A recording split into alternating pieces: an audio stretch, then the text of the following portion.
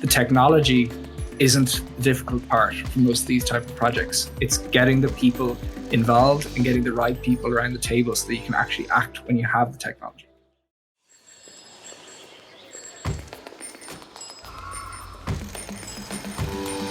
Welcome to Smart in the City, the Babel podcast. I am your host, Tamlin Shimizu, and really at Babel, we aim to connect the players in the smart city industry with high quality information and ideas through our platform and services. This podcast is really an extension of this goal and mission to drive the change for a better urban life. Before we get started, I wanted to inform all you lovely listeners about a great opportunity. Babel has extended the deadline for the Innovation Market Watch for 2023. So top smart city companies are invited to apply before the 30th of September, and it's completely free. So just follow the link in the show notes. Today in our mini-series about Smart Dublin, we are focusing on one of the smart districts, a district in the suburbs of Dublin located on the east coast of Ireland, Dún Laoghaire. We will speak about the specific challenges and unique characteristics of this district and its journey within Smart Dublin. So, who better to speak about this than our special guest of the day, Dr. Conor Dowling, who is the Smart Dún Laoghaire Program Manager. Welcome onto the Babel podcast, Conor. Hi, Tamlin. Thanks a million for having me on. Excited to be here. Yeah, super excited to hear all about Dún Laoghaire today. And thanks for also informing me on how to pronounce Dún Laoghaire. And really looking forward to, it's been so interesting, getting to dive into Smart Dublin and see all the unique characteristics also of the smart district. So, super excited. And maybe to start us off just with a little teaser to get us warmed up, I will ask you a question. I actually asked Alan Murphy this question as well, who I think the podcast guests will know from a previous episode about Smart Dublin. And the question I want to ask is also for Dún Laoghaire. If Dún Laoghaire were an animal, which animal would it be? What animal would it be? I think I don't actually know what Alan said to this, but I would say we're a fox. We're pretty agile, light on our feet, and we kind of have to be able to take up any new opportunity that comes. But I suppose we've teeth and claws when we want to. What animal did Alan say? Alan said a dog for Smart Dublin. So I guess it fits with the fox, fairly. Yeah, it fits okay. Why did you say the fox? I think there's an example in business of being kind of a hedgehog where you have one particular defense or strategy and you kind of stick with that, being obviously the spikes in the hedgehog's case, or for a business, they might just have one particular offering that they stick with no matter what. Whereas for more agile businesses, a fox is kind of the contrasting strategy where you're open to new opportunities and you have to be ready to take them. And in some ways, it's the smart districts are a little like SMEs. Like each of the districts is like a mini SME in itself.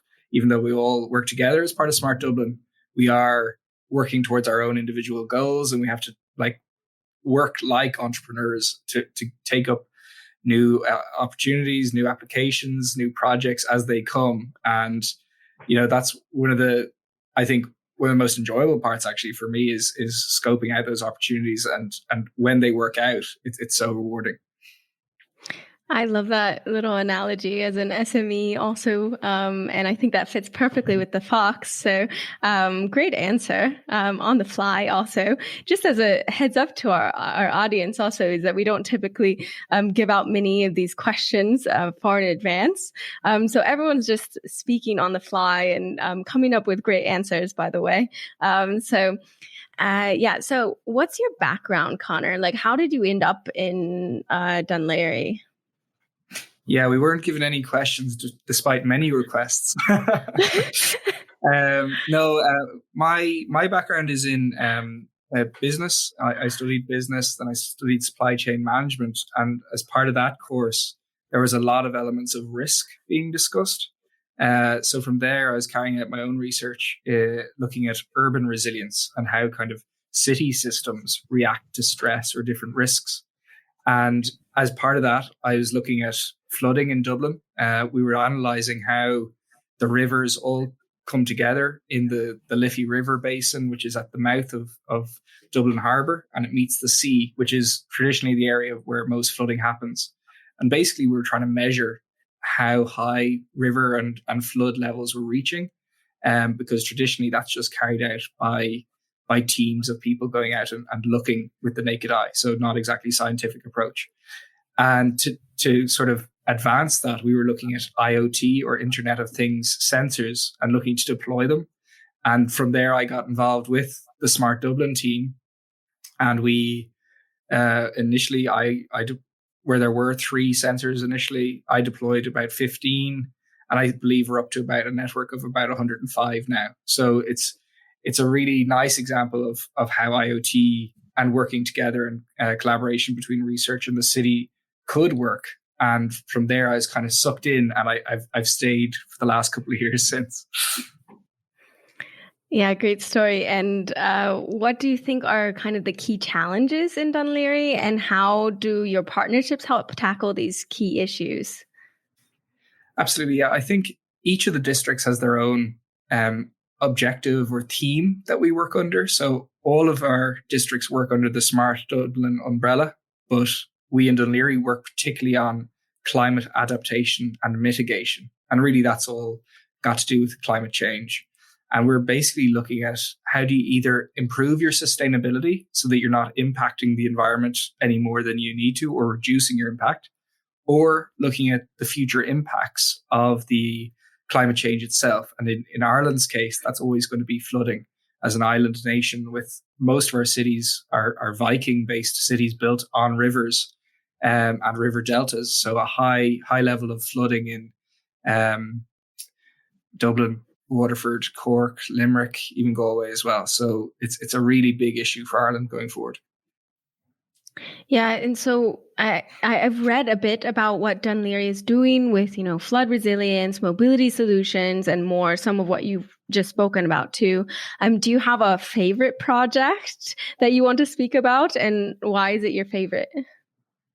Yeah, probably one of the big drivers at the moment are these large EU projects, which are really, really enormous, 40 odd partners in each one. And we basically help as a living lab, coastal living lab, test bed, whatever you want to call it. And we have world-class engineers, researchers, and other city officials coming from across Europe to bring all of these cutting-edge technologies and research models to bear. And one of those projects, we have 3 major ones, which are Pro Bono, Score, and Precinct. And Score at the moment has really kicked off very strongly. They're all in their first year, but the Score project is going to be looking at measuring the impact of flooding all along the coast, and how do we warn people about it, get people engaged so that they're active participants and citizen scientists as well. And then going beyond that, how do we actually do things about it that we're not exposing the community to the worst effects of flooding and storm disasters in Ireland. So that at the moment, it's a really topical issue. And I think some of the workshops we've done, we've seen huge buy-in from a lot of the stakeholders, which is probably one of the main things we do in terms of facilitating all of this research activity, is bringing all these different partnerships together. And it's really exciting to see where traditionally sometimes people are a little bit siloed in their own organization or indeed their own department, seeing people actually really, really engage and excited to engage on these projects is really cool. And it tells you, firstly, it's an important issue, but also that we're actually going about it in the right way, which I think is really rewarding. Cool. That sounds amazing. But I'm wondering if, just to be a bit skeptical here as well. So do you think, are you a skeptic or optimist when it comes to future proofing our coastal towns? Do you think that is how much can we do at this point? Or do you think it's a bit too late? We started way too late?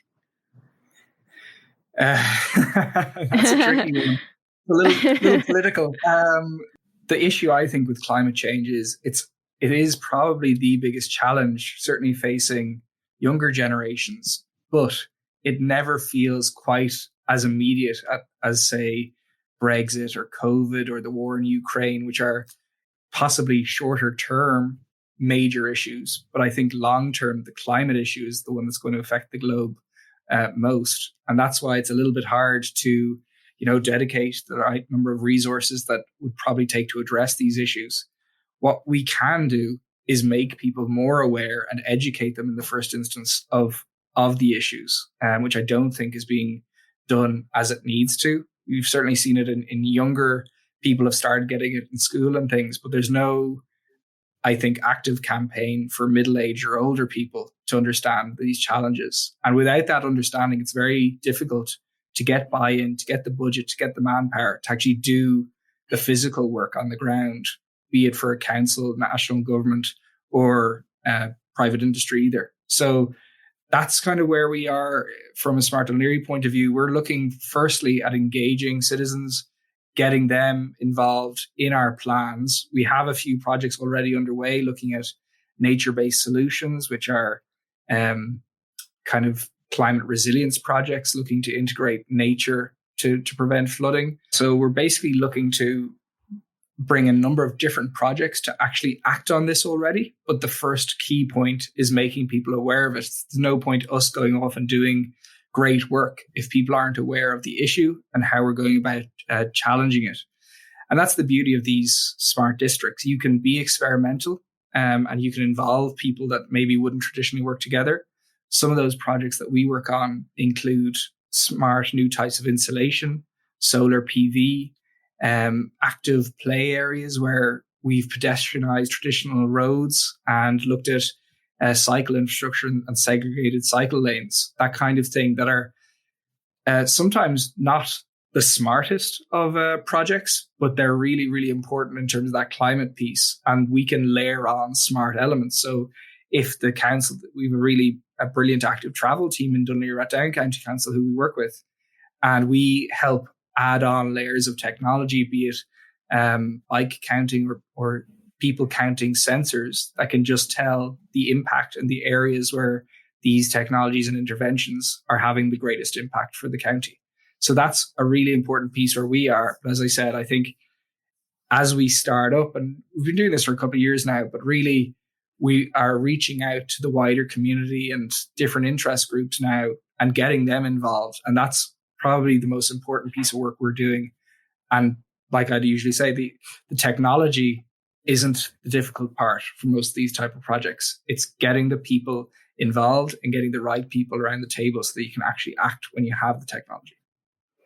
Yeah, I totally agree with that. I think that's a big part of what we've seen in our work as well, is the gathering of people and getting people to have a common agenda and common steps forward is really super crucial to the success of any project and actually tackling the major problem of climate change that's happening. So when you work under like this kind of collaborative research model, right? Can you explain a bit about how that works?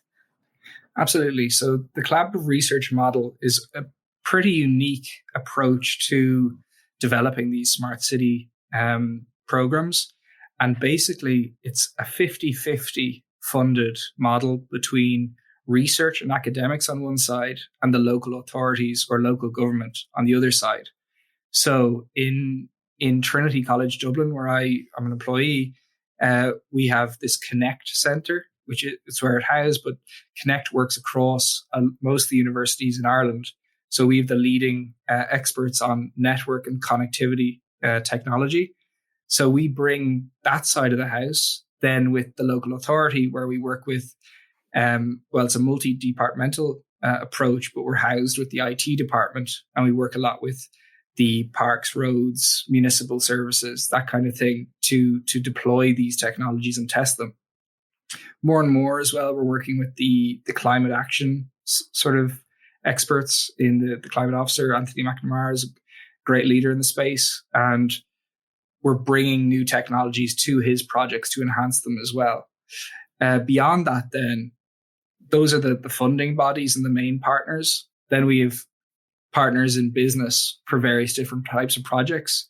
So they might be telcos working on the actual connectivity in the network piece, or you might have sensor providers, different applications from accessibility, Access Earth or NGO who work on, basically it's the trip advisor for accessibility. So if you were going to a football match or a shopping center, you could see where the services are.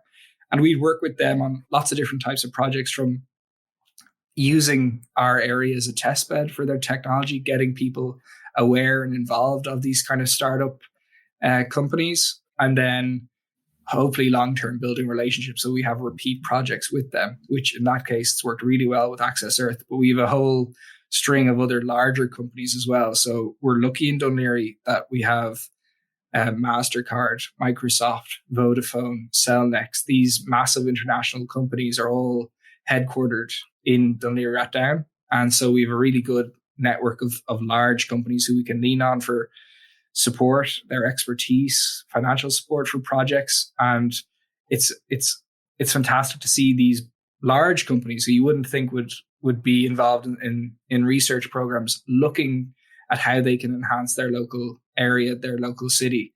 And that's kind of one of the big things that we've got out of this is working with these larger companies to help the city, to help smaller companies, and to help the citizens as well. So that was sort of a surprise. I suppose you wouldn't expect that when you're starting out, which has been great to see. Yeah, and you are just starting out, right? So you're starting really this year in 2022. So I guess my question would be also, how can you determine so far if the program is successful, or how can you assess so far the impact? Yeah, I think to be fair, we've had a smart city research program in place since about November 2019. So we're about 3 years really in, but we are actually officially launched the district in March of this year. So even though outwardly we're only launching that particular element, the Smart Dún Laoghaire district, we have actively been developing these projects. And one of the reasons we came up with that new district was we had all these projects coming in that were all based around Dún Laoghaire. All of this research activity was happening.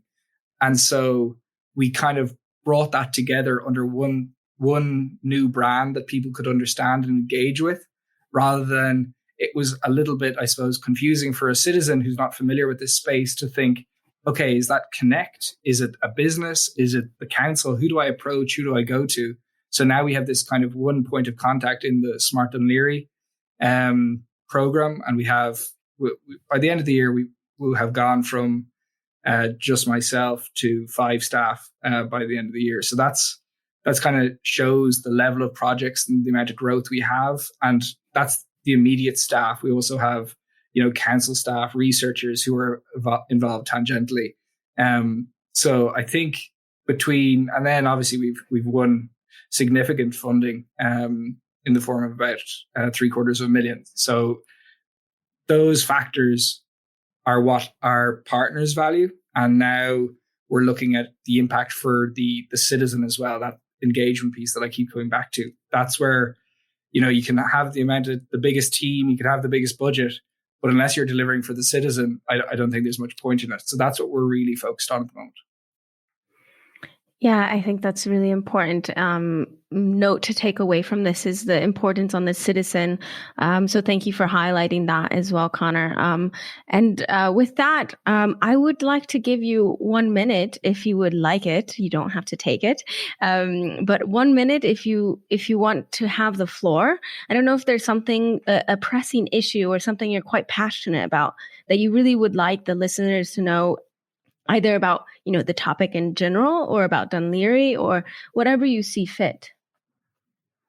Yeah, absolutely. Well, what I think I would be best placed to talk about is IoT and the Internet of Things. And I would guess that most of your listeners would be quite familiar with that as a technology.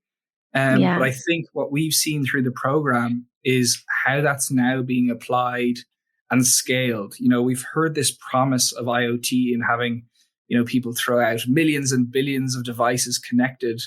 And And really, it always seemed like marketing bluster to me over the last few years.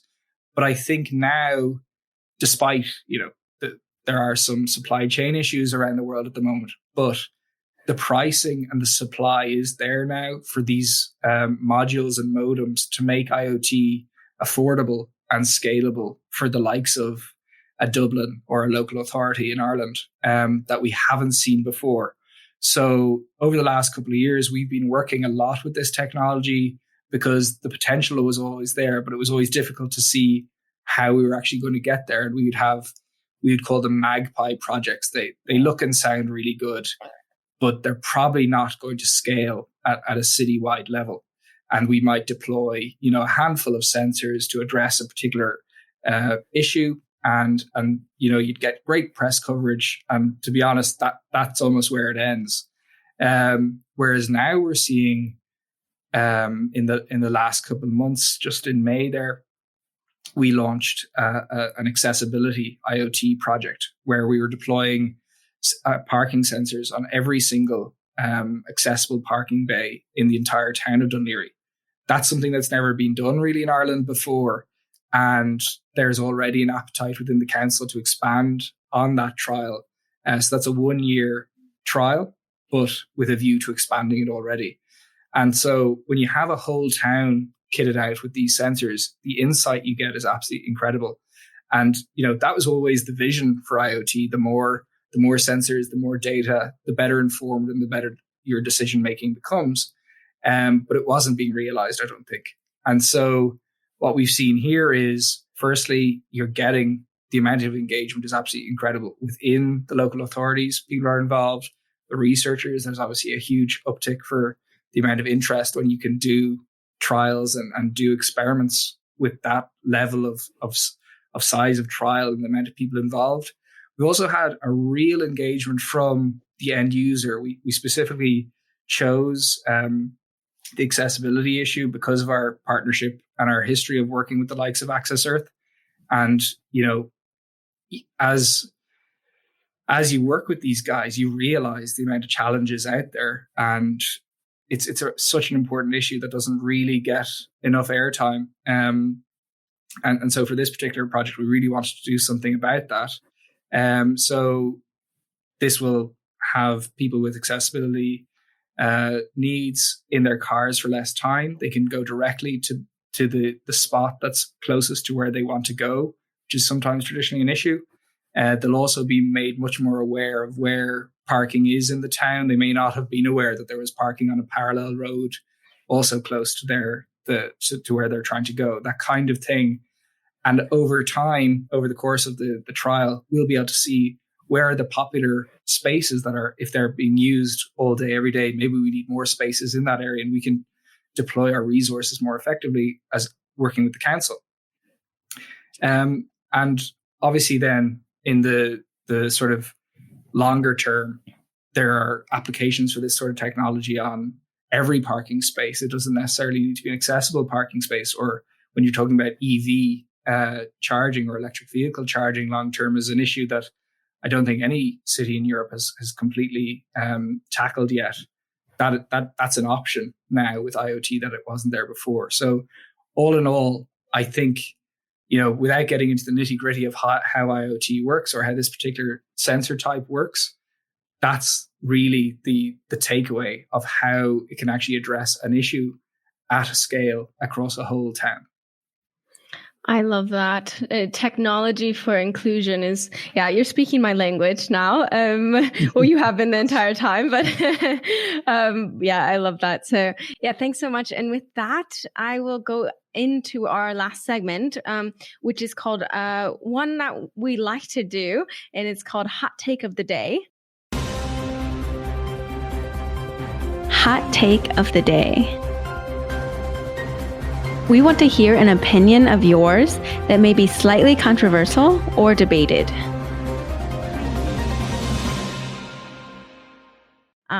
Do you have something that you have in mind? Yeah, great. I think we work on climate adaptation, as I said, and I think sometimes there's an attitude that everybody's already up to speed, that everybody's bought in this idea of climate change, which absolutely is not our experience, certainly on the ground. There's a huge need for an education piece.